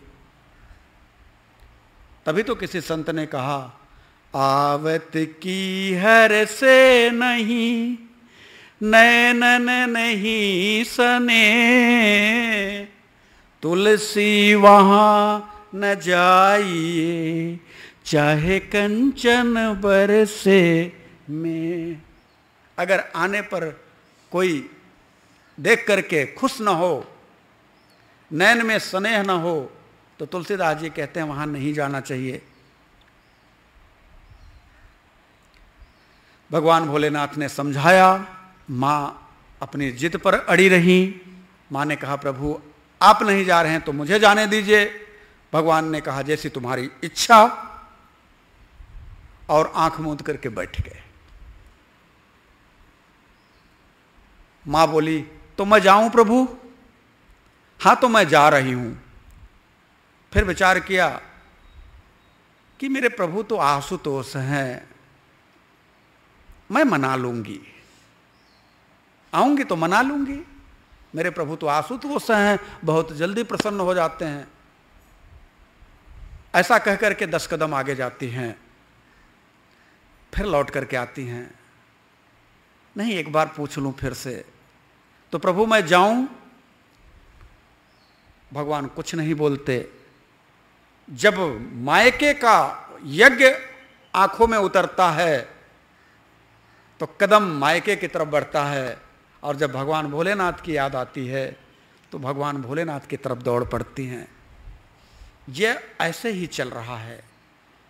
100 कदम जाती हैं, मायके की जब याद आती है तो यज्ञ की याद आती हो, बहनों की याद आती है कि हम 16 बहनें हैं, जाएंगे तो मिलेंगे सबसे, प्रेम होगा, बात होगी, चर्चा होगी, तो आगे बढ़ जाता है कदम। लेकिन जैसे ही दक्ष का अपमान किया जाना भगवान भोले का शब्द जब कानों में गूंजता है तो दौड़ करके भगवान भोलेनाथ के पास आती हैं, नहीं जाऊंगी। लेकिन फिर भगवान भोलेनाथ के चरणों पर पड़ती हैं। फिर जब पिता की यज्ञ की बात दिमाग में आती है तो कहती हैं, प्रभु जाऊं? आप तो मेरे परमात्मा हैं, आप तो मेरे उद्धारदानी हैं। आप मतलब नाना प्रकार का शब्द बोल करके मनाने का प्रयास करती हैं। लेकिन भगवान भोलेनाथ विचार करते हैं, होई हई सोई जो राम रचि राखा, को करि तरक बढ़ावई शाखा। हमको तो लगता है कि जो मेरे राम ने रच रखा है वही होगा। इतना समझाने के बाद भी अगर सती नहीं मान रही हैं तो कुछ अलग ही होने वाला है। माता सती प्रभु को प्रणाम करके चल दी। भगवान धीरे से आंख खोल करके देखते हैं, गई क्या? फिर मां लौट करके आती है तो आंख मूंद के बैठ जाते हैं। फिर मां कहने लगती है कि प्रभु जाऊं? अच्छा तो मैं चली। ऐसा बार बार होता है। अंत में निश्चय करती हैं कि नहीं मुझे जाना चाहिए, और चली जाती हैं। जब बहुत दूर निकल जाती हैं भगवान आंख खोल करके देखते हैं और जान गए कि अब यह चली जाएगी, नहीं मानेगी, तो अपने नंदीश्वर गणों को बुला करके कहते हैं कि जाओ, माँ के साथ जाओ, उनकी सहायता में जाओ। और नंदीश्वर गण प्रभु की आज्ञा लेकर के दौड़ करके माँ के पास पहुंचते हैं, अरे मैया मैया कहां के ले जा रही हैं हम जैसों को छोड़ करके। मां ने कहा मैं पिताजी के यहां जा रही हूं, बहुत बड़ा यज्ञ हो रहा है, तुम सबको भी चलना हो तो चलो मेरे साथ। हाँ मैया हम भी चलेंगे, हम भी चलेंगे, हम भी चलेंगे। और ऐसा कह करके नंदी के ऊपर बैठ करके मां सभी भूत प्रेत गणों के साथ पिता के यहां पहुंचती हैं। अब वहां जाकर के देखती क्या हैं, समस्त देवता पधारे हैं, बहुत विराट यज्ञ है, यज्ञ मंडप तैयार हुआ है। लेकिन देवता देखते हैं मां जगत जननी जगदम्बा को, सती को, मुंह दूसरी तरफ फेर लेते हैं, प्रणाम नहीं करते। अच्छा एक बात बताओ, जो आपको देख करके दिन में 4 बार राम राम करता हो और वह आपको देखे और आपसे मुंह फेर ले तो आपको कैसा लगेगा? क्या बात है? जितने भी देवता हैं, जिधर भी मां जाती है कोई प्रणाम नहीं करता, क्योंकि दक्ष का सख्त आदेश है कि शिव संबंधी कोई भी हो, अगर वह उसका मित्र है तो मेरा दुश्मन है। इसलिए देवता डर के मारे, दक्ष के डर के मारे प्रणाम नहीं करते। यह अपमान, पहला अपमान सती को बहुत नागवार गुजरा कि जो देवता मेरे चरणों में आकर के लोटा करते थे, लेट करके प्रार्थना किया करते थे, मां मुझे मेरे ऊपर कृपा दृष्टि कर दे, वो देवता आज मेरे से मुंह फेर ले रहे हैं। मां ने कहा कोई बात नहीं, बड़े बड़े कामों में छोटी मोटी गलतियां होती रहती हैं, मुझे इन लोगों से क्या लेना देना, चलती हूं। यज्ञ मंडप की तरफ जब आगे बढ़ी तो बहनों ने देखा, आओ आओ बहना, कैसी हो? तेरे बिना तो अच्छा नहीं लग रहा था, इतना बड़ा पिताजी ने यज्ञ किया और तू नहीं थी ना, तो ऐसे लग रहा था बहुत कोई कमी खल रही है। अब देखिए, सुना है कि पिताजी ने तुझे पत्र नहीं दिया था, तुझे बुलावा नहीं भिजवाया, तुझे चिट्ठी पत्री नहीं दी थी, तू तो बिना बुलाए आ गई है। कोई बोल भी रहा है अपना कह करके, लेकिन कमेंट देखो पीछे से, हृदय को चुभ रहा है। चलो ठीक है, आ गई तो कोई बात नहीं, अब तो आई गई हो, चलो एक साथ में रहा जाएगा, कुछ दिन वार्ता होगी। मां सती ने बहनों की बात पर ध्यान नहीं दिया। एक बात कहूं, सती के न आने की पीड़ा अगर किसी को थी तो वह माता को थी, वह मां को थी। मां है तो मायका है।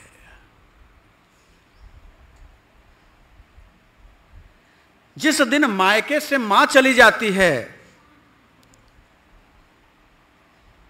तो फिर मायका वो मायका नहीं रह जाता, फिर संबंधों का निर्वहन मात्र होता है। और आप सब इसको भली बात, हमारी बहन बेटियां इस बात से परिचित होंगी, जिनकी मां इस दुनिया में नहीं है, अब उनके मायके की सूरत बदल गई होगी। बेटियां वही हैं, परिवार वही है, भाई हैं, बंधु हैं, भाभियां हैं, सारे लोग हैं, लेकिन अगर मां नहीं है तो समझ लो मायका मायका नहीं है। सती ने विचार किया कि हमें किसी से क्या लेना देना, हम अपनी मां के पास चलते हैं। और सती के न आने का दुख सिर्फ और सिर्फ मां को था। इतना बड़ा यज्ञ हो रहा है, मेरी बेटी नहीं आई। एक अकेले कमरे में बैठ करके रो रही हैं। 15 बेटियां आई हैं, उनके लिए नहीं, सती नहीं आई, इसलिए मां अकेले कमरे में बैठ करके रो रही है और विचार कर रही है कैसे मैं अपनी बेटी को देख पाऊं, कैसे मेरी बेटी, मेरा दामाद इस यज्ञ में शामिल हो पाए। एक बात कहूं, मां की ममता को शब्दों के द्वारा परिभाषित नहीं किया जा सकता। मां का ममत्व अपनी बेटी, अपने बेटे के लिए उस तरह का होता है कि अगर जरूरत पड़ी तो मां अपना कलेजा भी निकाल करके देने के लिए तैयार रहती है। अब ये तो कहानी है, सुना है आप लोगों ने भी, मैं भी कहना चाहता हूं कि एक बेटा है, शादी हो गई है, पत्नी आई है, मां से अलग रह रही है। पति से कहती है कि आप हमें मानते नहीं। पति ने कहा ऐसा क्या है, हम तुम्हें नहीं मानते? कि अगर आप मानते, मुझे आप प्यार करते, तो जो मांगती मैं आप मुझे दे देते। पत्नी ने कहा, जब यह शब्द, तो पति को बड़ा आश्चर्य हुआ कि मैंने क्या तुझे अभी तक नहीं दिया? कौन सी ऐसी वस्तु है जिसको तुमने मांगा और हमने तुम्हें उपलब्ध नहीं कराया?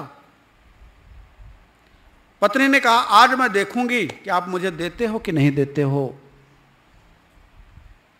पति ने कहा, क्या मांगती हो, मांग। पत्नी ने कहा, आप अपनी मां का कलेजा लेकर के आओ, मुझे दे दो। एक बार तो पति सोच में पड़ गया, ये क्या मांग रही है। पत्नी ने जब उलाहने देने शुरू किए, हठपूर्वक कहना शुरू किया, हो गई आपकी, नहीं दे सकते ना, दोबारा बोलिएगा नहीं। पति चलता है, मां के पास आता है, मां से कहता है, मां आज मैं बड़ा दुखी हूं। मां सर पे आंचल रख करके कहती है, तू दुखी क्यों है, बोल तुझे क्या चाहिए? दुनिया की कौन सी संपत्ति ऐसी है जो तुम्हें चाहिए और मां न दे सके? बेटे ने अपनी सारी बात अपनी पत्नी की बात बताई। मां ने कहा, बस इतनी सी बात है, अरे खंजर उठा, मेरा कलेजा निकाल और लेकर के चला जा, दे दे अपनी पत्नी को, मैं अपने बेटे के लिए अपना कलेजा देने के लिए तैयार हूं। और बेटा, वह पत्नी के बस में हुआ बेटा, आज खंजर लेकर के, जिस स्तन का पान करके वह बड़ा हुआ है, आज उसी स्तनों पर खंजर चला करके मां के कलेजे को विदरण कर देता है, कलेजा निकाल करके लेकर के चलता है। ऐसा कहा जाता है, ऐसा सुना है कि रास्ते में ठोकर लगती है और गिर जाता है, कलेजा बोल पड़ता है, कहीं चोट तो नहीं लगी बेटा?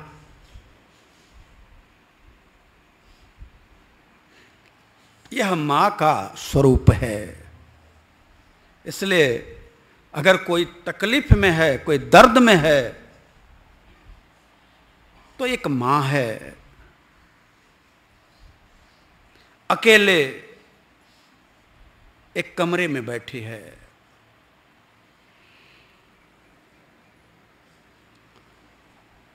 विचार कर रही है, हमारी बिटिया नहीं आई, आज आती तो मैं जी भर के देख लेती, जीवन का क्या भरोसा, एक बार कलेजे से लगा लेती और कहती, बिटिया तेरे पिता ने जो गलती करी है उसके लिए मैं क्षमा मांगती हूं। इधर मां अकेले कमरे में बैठी है, उधर मां सती अपनी मां को खोजने के लिए घर में प्रवेश करती हैं और देखा, जैसे ही मां ने सती को देखा, दौड़ करके अपने कलेजे से लगा लिया, चूमने लगी, चाटने लगी, कहा, बेटी तू आ गई, तू आ गई, मुझे ऐसा लग रहा है कि मैं स्वप्न देख रही हूं। हृदय से लगाया, एक बात कहूं, मां ही है जो वास्तविक प्रेम करती है, अंदर का प्रेम करती है। बाबा को यहां लिखना पड़ा, सादर भले ही मिली एक माता, भगिनी मिली बहुत मुस्काता। बहने कैसे मिली? व्यंगात्मक भाव में, अगर कोई मिला सादर तो एक मां मिली। मां से भेंट करके सती ने कहा, मां मैं पिताजी से मिलना चाहती हूं। आखिर का क्या बात है कि भगवान शिव को निमंत्रित नहीं किया, क्यों नहीं निमंत्रण दिया? इतना कह करके मां के आंचल को उठाया और गोदी में से निकल करके बाहर यज्ञ मंडप की तरफ चली गई। सामने से दक्ष प्रजापति दिखाई दे, देखा कि बेटी आ रही है, शिव संबंध होने के नाते बेटी की तरफ से मुंह फेर लिया, दूसरी तरफ मुंह कर लिया। सती ने पिता के द्वारा किए गए इस अपमान को भी अपमान नहीं माना। ध्यान रखिएगा, यद्यपि जग दारुण दुख नाना, सबसे कठिन जाति अपमाना। सबसे कठिन है अपमान। अपमान का घाव जो होता है ना, बहुत गहरा होता है। पिता के द्वारा अपमानित हुई, बहनों के द्वारा अपमानित हुई, देवताओं के द्वारा अपमानित हुई, फिर भी मां सती धैर्यपूर्वक यज्ञ मंडप की परिक्रमा करने लगी, देखने लगी कि किस किस देवताओं के भाग हैं। सारे मंडप को घूम डाली, छोटे से छोटे देवताओं के भाग रखे थे, लेकिन भगवान शिव का कहीं भी भाग नजर नहीं आया। ध्यान दीजिएगा, मां सती ने अपना अपमान तो बर्दाश्त कर लिया, लेकिन भगवान भोलेनाथ का अपमान सहन के बाहर हो गया, बर्दाश्त के बाहर हो गया। पहुंच गई दक्ष के पास। अब पिता पुत्री का संबंध नहीं रहा। सामने से खड़ी होकर के दक्ष को ललकारा, अरे दक्ष सुन,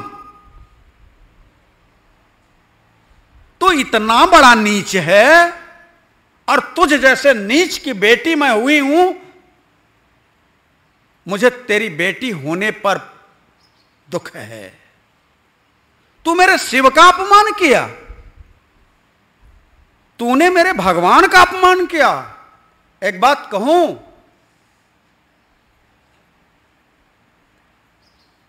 कि शिव का अपमान, नारायण का अपमान अगर कोई करता है, गुरु का अपमान कोई करता है, तो अपमान करने वाले की जिह्वा काट लो अथवा गर्दन उतार दो। तू मेरा पिता है, मैं ऐसा कर नहीं सकती, तो दूसरा उपाय है कि कान में उंगली डाल करके वहां से हट जाओ। लेकिन दक्ष सुन, मैं उंगली डाल करके भी नहीं जाने वाली, क्योंकि मैं जाऊंगी तो हमारे प्रभु क्या कहेंगे, आओ दक्ष कुमारी। और मैं दक्ष कुमारी का जो तेरे नाम का मेरे पीछे उपनाम जुड़ा हुआ है, आज से मैं दक्ष कुमारी कहलाने के लिए अपने आप को अपमानित महसूस करूंगी। मैं कभी नहीं यह सोच सकती कि मेरे रक्त में तेरा रक्त है। सुन, तूने भगवान शिव का अपमान करके अपने सर्वनाश का जय घोष किया है, तूने सर्वनाश को बुलाया है। और ध्यान रख, मैं तेरे यज्ञ को पूर्ण होने नहीं दूंगी। और इतना कह करके मां समाधिस्थ होकर के योग अग्नि में अपने शरीर को प्रज्वलित किया, योग अग्नि, और अपने शरीर का दाह कर दिया। हाहाकार मच गया पूरे यज्ञ मंडप पे। सब इधर उधर भागने लगे, ये क्या हो गया, ये क्या हो गया। जो भूत प्रेत नंदीश्वर लोग थे, जब देखा कि जब हमारी मां नहीं रही तो यज्ञ को विध्वस्त करने के लिए दौड़ पड़े, मारो काटो, यथासंभव जो उनसे बन पा रहा था वो सब देवी देवताओं के साथ करने लगे।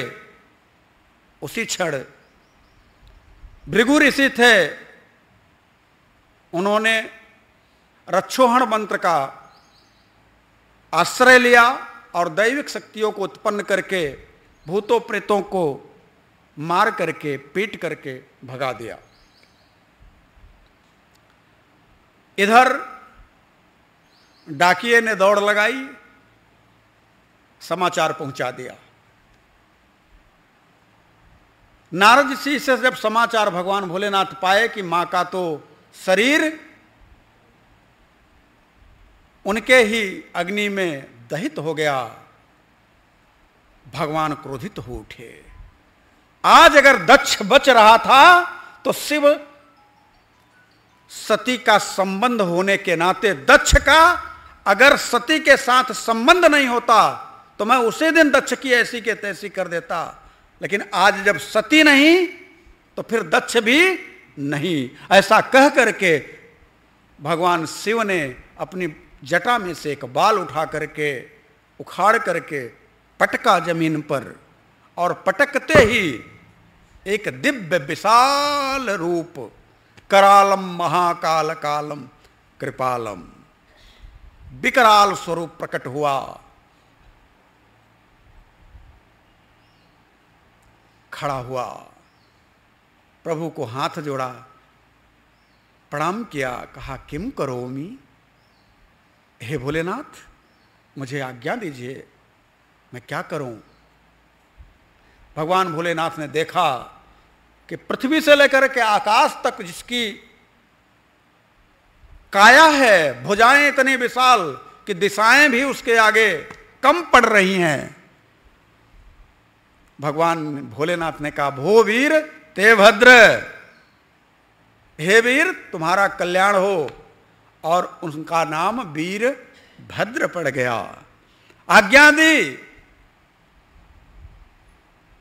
दक्षम यज्ञम त्यहि, जाओ और दक्ष के यज्ञ को समाप्त कर दो। अब तो बड़े वेग से वीरभद्र चले हैं। इधर वीरभद्र के रोए से बहुत सारे सैनिकों की उत्पत्ति हो गई। रोए से हजारों लाखों सैनिक उत्पन्न हो गए, और इधर से भूत प्रेत बेचारे नंदीश्वर जो पिटते पिटाते कैलाश की तरफ आ रहे थे, और जब देखा वीरभद्र को उधर से आते, बड़ा जोश आ गया। अरे अब तो हमारे महाराज आ गए हैं, अब तो क्या, अब चलता हूं एक एक से चुन चुन करके बदला लूंगा। और दौड़ पड़े सब यज्ञ की तरफ। ऐसा कहा जाता है कि जब वीरभद्र अपने सैनिकों के साथ यज्ञ मंडप की तरफ आ रहे थे तो कुछ देवता लोग आपस में देखने लगे, कहे कहां से तूफान आ रहा है, इतना तूफान, इतनी धूल उड़ रही है, क्या बात है। तो बोले कि किसी देवता ने कहा अरे शाम का समय तो नहीं हुआ है, लेकिन लगता है कि गौएं आ रही हैं तो उनके खुर से वो धूल उड़ रही है। कहे नहीं शाम का समय नहीं हुआ, गौएं तो आएंगी नहीं, और इतनी गौएं हो नहीं सकती। तो किसी ने कहा डकैती कहीं पड़ी होगी, डकैत लोग भाग रहे होंगे लेकर के सामान। तो किसी राजा ने कहा नहीं ऐसा भी नहीं है, राजा प्राचीन वधि का समय है, राजा बड़ा क्रूर है, कोई डकैती इसके राज्य में हो नहीं सकती। तो फिर ये क्या हो रहा है। किसी ने कहा प्रलय का समय आ गया है, ये प्रलय आ रही है। तो तीसरे ने कहा नहीं प्रलय तो नहीं हो सकती, क्योंकि अभी प्रलय का समय पूरा नहीं हुआ है। इतना आपस में वार्तालाप कर ही रहे थे, तब तक वीरभद्र ने यज्ञ मंडप को चारों ओर से घेर लिया, आदेश दिया पकड़ लो सभी को, कोई भागने न पाए। और देवता जिनकी पूजा आप करते हैं वहीं थोड़ी सी चर्चा कर दूं। देवता जब अपने आप को घेरते देखे तो भाग खड़े हुए। पहले ही भागते हैं, इतने डरपोक हैं ये सब। लेकिन पहले से ही यज्ञ मंडप के चारों ओर लाखों सैनिकों ने घेराबंदी कर ली थी, कोई भागने नहीं पाया। सबको पकड़ करके बंदी बना लिया गया। अब तो जो भूत प्रेत पिटे थे बेचारे, मार काट करने लगे, और जो भंडारा था रायता के कुंड में जाकर के खूब नहाने लगे। पूड़ी सब्जी छुहारी क्या क्या बोलता है, सब कुछ खाना पीना तहस नहस करना, यज्ञ को विध्वंस कर दिया।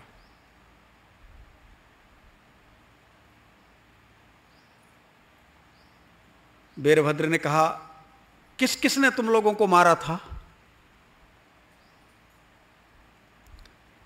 तो सबसे पहले नंदी ने कहा, अरे प्रभु, ये जो भृगु महाराज है ना, जो भृगु ऋषि हैं, इन्होंने ही दैविक शक्ति का उपयोग करके हम लोगों को पिटवाया था, और अपनी दाढ़ी पर हाथ फेर करके बहुत हंस रहे थे। एक झटके में ही वीरभद्र ने उनकी दाढ़ी उखाड़ ली, बिना दाढ़ी का करके छोड़ दिया, जाओ। दूसरे ने कहा, ये जो पूसा देवता है ना, ये जब हम पिट रहे थे तो अपनी बत्तीसी दिखा के बहुत हंस रहे थे, एक मुंह का मारा और 32 नीचे। अरे ये जो भग देवता है ना, ये अपनी आंखें मटका मटका करके हम लोगों को खूब पिटते हुए हंस रहे थे और देख रहे थे। दोनों आंखें में अंगुली डाल करके आंखों को बाहर कर दिया। क्रोध शांत नहीं हुआ, सबका चित्रवध कर दिया। नजर पड़ी जब दक्ष के ऊपर, क्रोध से तमतमाए वीरभद्र ने सर को पकड़ा और हाथ में लेकर के, बोलो शंकर भगवान की, मड़ोर करके उखाड़ लिया, और उखाड़ करके उसी यज्ञ कुंड में मुंडी को डाल दिया, धड़ को अलग कर दिया। यज्ञ तहस नहस हो गया। अब सारे देवता भगवान ब्रह्मा के पास पहुंचे, रोने लगे। बड़ी पिटाई हुई, बड़ी पिटाई हुई। किसी की दाढ़ी उखड़ गई, किसी का दांत टूट गया, किसी की आंखें चली गई, किसी का क्या हो गया। आप ही रक्षा करिए, आप ही रक्षा करिए। ब्रह्मा जी ने कहा, एक बात बताओ, निमंत्रण तो हमको भी मिला था, नारायण को भी मिला था। भगवान शिव नहीं गए तो न हम गए न नारायण गए, तुम लोग काहे को चले गए? और जब तुम यज्ञ में भाग लेने गए थे तो भाग लिए नहीं लिए? तो देवताओं ने कहा, भाग नहीं लिए, हमारा ही भाग चला गया, हमारा ही अंग का कुछ न कुछ भाग चला गया, आप कुछ करिए, हम लोग कैसे लग रहे हैं आप देखिए। ब्रह्मा जी ने कहा, मैं कुछ नहीं कर सकता, तुम लोगों ने भगवान शिव का अपमान किया है। और शिव का अपमान करने वाला, उसके लिए नारायण कहते हैं, शिवद्रोही मम दास कहावा, सो नर मोही सपने ऊ नहीं भावा। जो शिव का द्रोही है उसका मैं कल्याण नहीं कर सकता। देवता चरण पकड़ लिए, प्रभु कुछ तो करिए। बोले, जिनका अपमान तुमने किया है उन्हीं के शरण में जाओ।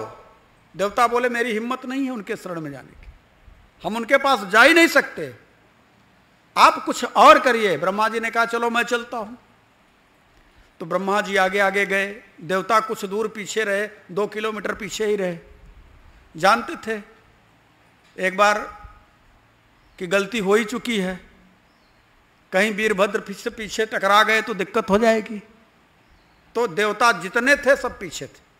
ब्रह्मा जी गए, भगवान भोलेनाथ बैठे हैं, ब्रह्मा जी को देखा तो ब्रह्मा जी को उठ करके प्रणाम किया।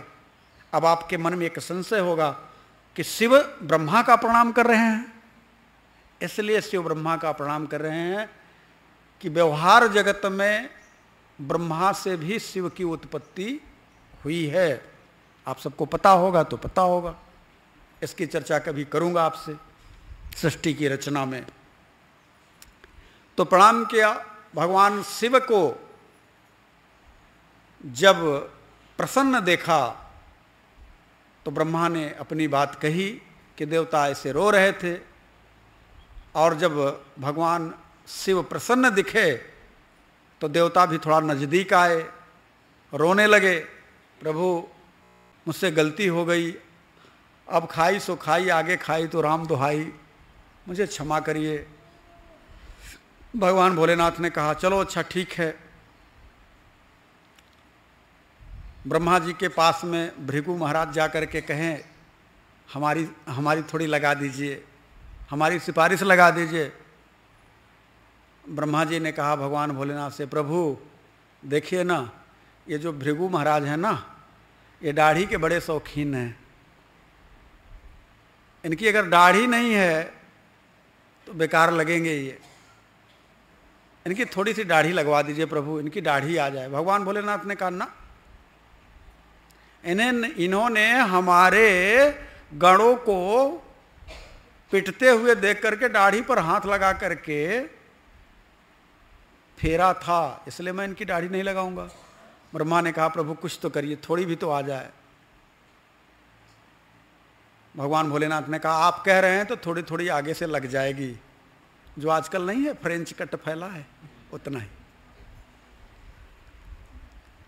पूषा देवता ने कहा कि हमारा दांत 32 गायब है, कुछ कर दीजिए कृपा। भगवान ने कहा सत्तू पियो घोर करके, चलो हटो।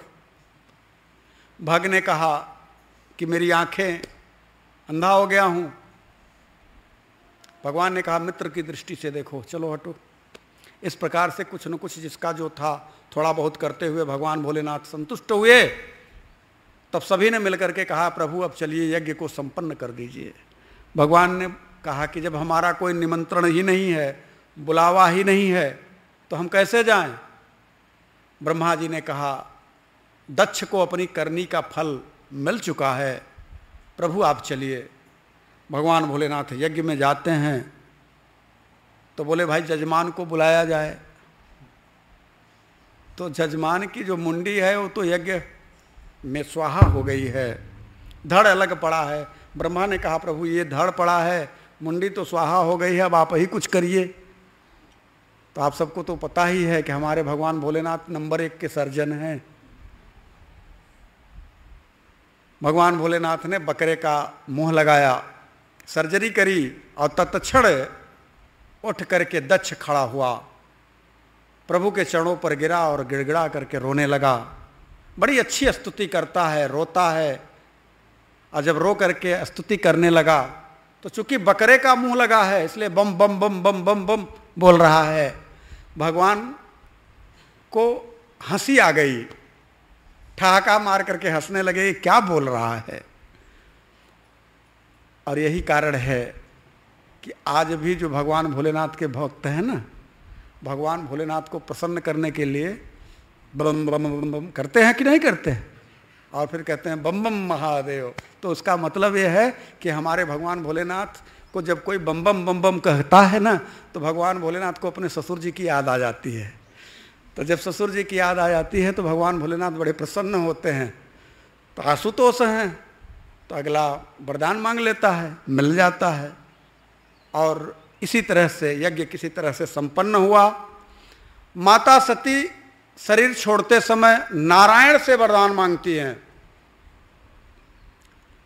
भगवान नारायण से कहती हैं कि हे परमात्मा, मन कर्म और वचन से मैं शिव की हूं, और यह आपसे वरदान चाहती हूं कि मेरा जन्म अगर हो तो शिव की प्रिया के रूप में ही वर्ण करूं, और आप यह मुझे वरदान दीजिए।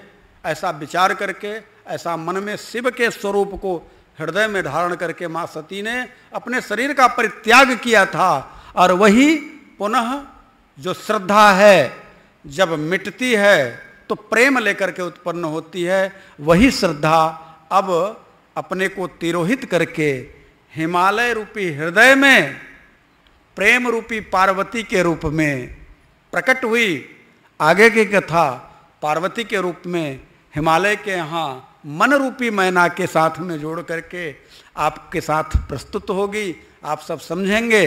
साधक के हृदय में जब श्रद्धा विश्वास पुष्टता को प्राप्त करता है, श्रद्धा में थोड़ी दिक्कत आती है, श्रद्धा तिरोहित होती है, अपने किए गए कर्मों को जान करके पश्चाताप करती है, तो वह पश्चाताप प्रेम पे परिवर्तित होता है और वह प्रेम रूपी पार्वती पुनः हृदय रूपी हिमालय में अवतरित होती है और मन रूपी मैना के साथ में अपने नए जीवन की शुरुआत करती है।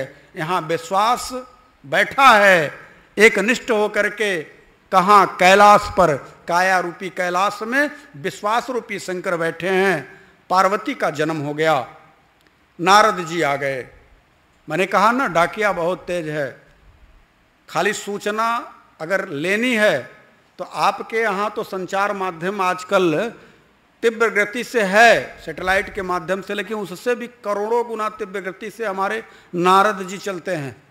आ गए हिमालय के पास, देखा सती को ही जानते थे कि यह पार्वती कोई और नहीं पूर्व जन्म की सती हैं। हाथ देखा और कहा, मजाक में कहा कि सब कुछ तो ठीक है लेकिन इनका पति बड़ा अड़भंगी होगा, न घर होगा न द्वार होगा, शरीर पर वस्त्र भी नहीं होगा, नंगा धिड़ंग होगा, और तो और श्मशान में रहेगा।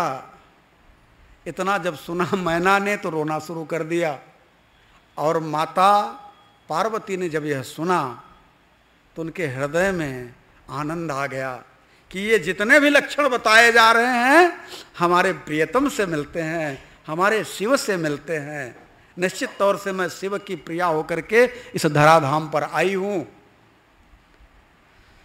मैना को नारद ने समझाया कि जितने भी यह गुण हैं इन्हें अवगुण न समझो, ये गुण हैं और ये सारे के सारे गुण भगवान शिव से मेल खाते हैं। इसलिए हे मैना, आपकी बेटी कोई साधारण बिटिया नहीं है, यह प्रेम रूपी पार्वती विश्वास रूपी शिव का वर्ण करेगी और पुनः यह राम की कथा में अपने आप को सम्मिलित करके परमात्मा से प्रश्न करके जीव का कल्याण करेगी।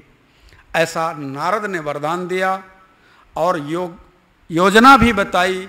माता पार्वती को कहा कि अब आप जाकर के तपस्या करिए, क्योंकि बिना तप के भगवान शिव मिलने वाले नहीं हैं। और माँ से आज्ञा लेकर के माँ पार्वती अपने सहेलियों के साथ तपस्या करने के लिए चली जाती हैं। कुछ सहेलियां भी जाती हैं, फिर सने सने सहेलियां वापस चली आती हैं। और ऐसा कहा जाता है कि माँ की तपस्या बहुत काल तक चली, उसकी चर्चा मैं अगले सत्र में करूंगा। और तपस्या की परीक्षा लेने के लिए सप्त ऋषियों ने आकर के परीक्षा ली है। वो सप्त ऋषि आपके अंतःकरण की ही व्यवस्था है, उसकी भी चर्चा अगले सत्र में। तब तक के लिए आज के लिए बस इतना ही। हरि ओम तत्सत।